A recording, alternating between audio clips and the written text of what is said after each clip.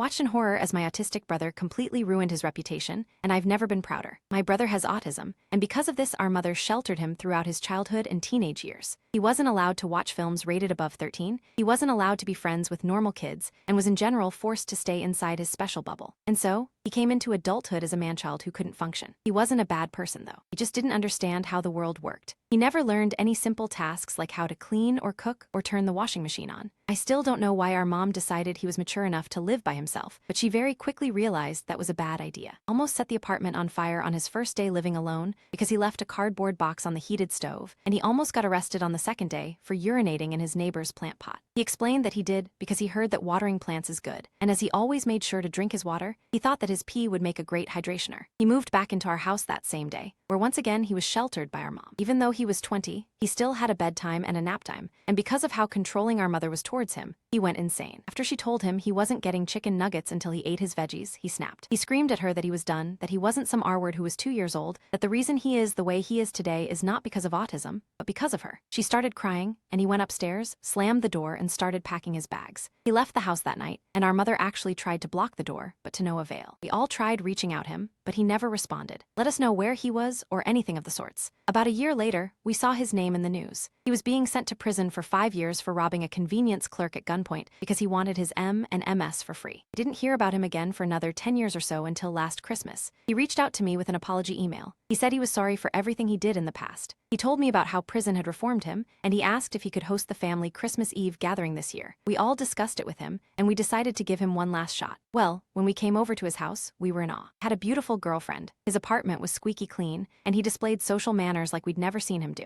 He took our jackets and led us to the dining room where we saw a huge table filled with 11 different dishes. Apparently, his girlfriend is Lithuanian, and in Lithuania, it is a tradition to serve 11 dishes on Christmas Eve. They cooked it together for us. They were so nice and polite too the whole evening, and I really couldn't recognize him. But then, the thing that really turned his reputation around happened. My sister started choking on an underchewed piece of burger. Nobody in the family noticed, but my brother did. He ran over to her and started performing the Heimlich. She started retching, and only then did the rest of us notice what was going on. The burger piece flew out of her mouth and ended up striking my mother's Christmas dress and staining it. She actually tried to get annoyed at him, but my sister piped up at her. "You just saved your daughter's life, and you're mad about a dress." I could sense an argument was about to start, but then my brother de-escalated it. He told my mother he would pay for the cleaning fees because he had more than enough money to, and hugged my sister telling her he's glad she's okay. He showed us all up that day and proved to all of us that we were completely wrong about him.